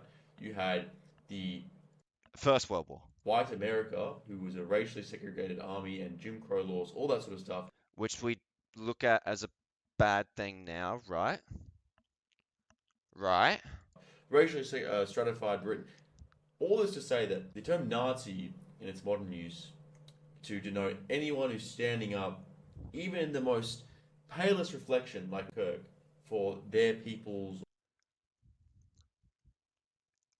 This is what I mean by they're like really shit at their job. They're really shit at it because all I am coming away from with this thing is, okay, so you are a Nazi. So you are one. Or who they perceive to be their people's right to even exist, is so far removed from what it was in World War II, right?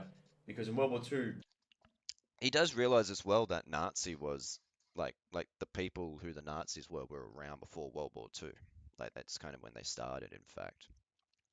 Took over the country, and then World War II started. All nations, because that was prior to this post-World War II ideological adjustment, where, and like an inflection point, stopped believing in white Australia. We stopped, and you can think. Actually, that was in the 70s, not the 50s. Do these people even know their own history? The history that they claim that they're so proud of? Whatever you want, this is the correct diagnosis of the situation. We stopped believing. Whatever you think about this is correct. Anyway, so what happened in the 50s is something that actually happened in the 70s. In white Australia, we stopped believing in white America. So many things to not. Wait, why do we care about white America? Basically, allow ourselves to be the Nazis. We all run like a reverse semiotic of what we should actually believe and have believed. He has gymnastics backwards himself mentally so hard that I don't even think he can even make his own point without sounding like a fucking moron. For all of human history as total natural instinct, as a result of our own morality post-World War II, and who that doesn't affect is those who weren't European, really. Because, I mean, what, Australia and Britain won the war, yet here we are being called Did we win the war, or did Nazis for espousing exactly what we did believe prior to the war, which we won? No, you fucking idiot. No. The reason why we call people like you Nazis is because well, for one, it's Nazi is a short form for us more so calling you neo-Nazis. And the reason why we call you neo-Nazis, there's a broad spectrum of what is considered neo-Nazi. There's people who are neo-Nazis in the sense of they are literally following like doctrinal Nazi shit. But then you also have people, such as yourself, where it's more so you adopt the tendencies of the Nazis, the tools, the mechanisms, the language, whatever, and you just shift it to your country. Because at the end of the day, the only real difference between you and a German fascist, a Nazi, is the locational specific things. It's we don't really care so much about the Slavs over here because we're not next to East Europe. We don't care so much about the Poles or whatever, this is Australia, so it's different. But you're ultimately still going into it the exact same way a Nazi would. It's the exact same way. So like, it's got nothing to do with like, oh, but the Anzacs believed in this or whatever shit. And supposedly defeated the Nazis. You get what I'm saying? Like we won it at the same time. Whereas these people who were removed from it, although involved in one way in World War II and one way within their own Sino war, are untouched by that morality. Actually, are they really? Again, communist China. You're literally calling the other guy like a communist, or like you're saying lefty or leftist, whatever. But like, come on now, surely I don't have to establish that. And then you're like, yeah, but the people from communist China, they seem to be totally fine. Yeah, bro, it's because you came across one guy who didn't like you, who recognized who you were and didn't like you. It's alien. It's a very foreign concept, for a Chinese person, Japanese person, maybe less for the Japanese. I was gonna say, I don't know if I'd want to go the Japanese route. You get what I'm saying? To find it abhorrent to advocate for oneself. Again, even at palest degree, such as Kirk did. Well, also because in China, it And now in the West, you get this term uprooted from its historical context to basically be, I guess you could say, a kill slip, basically. That's and what maybe it that's is. not. a kill switch. Oh my fucking god. It's such bitch-made bullshit. This gentleman here meant, it's certainly what it felt like because he was chanting it, and like publicly trying to raise awareness, like, this person, Yeah. and then what immediately follows that is acts of violence. Yeah, perpetrated by you. Every time. And so, necessary prerequisite to his violence that he had to label me a Nazi. It's just really disappointing. I want to say to him, I'm like, look, he's trying to staunch me in the supermarket, and there's like 4 Indians and like 1 white guy talking about like false surveillance or something, like whatever that's supposed to mean. And then I felt like saying to him, this is your multi-cult like protecting you, bro. Anyways, he steps out the property line on me like that, grabbing my shit, like, what's up? Could have whipped out a knife. Yeah, I don't know what he was doing, bro, because he was like inside as well. He's dressed like he could have had one, bro. Like, He's dressed like he could have had one. back as well. That's hilarious. I don't know, bro. You look like you could have a weapon in there somewhere. Did you move the camera or something? Chat, did you see it? Did you get it? Oh, apparently someone already clipped it and put an X. Shout out What's News for this video as well. But this is insane. Oz, This is like minutes after Oz vs. The Agenda had the Yeah. clip Is made and posted on X. Like, Yeah, Oz vs. Yeah, okay, whatever. So that's all that. I don't know what's happening there. So that's going to be all at the right moment. I might do some more later. Or it's tomorrow. I don't know. I just wanted to touch on that video because, he's moving up in the world. Auspill. He's going places, and I felt like that was a bit of an interesting next, I don't know, event that has happened to him where he had this moment of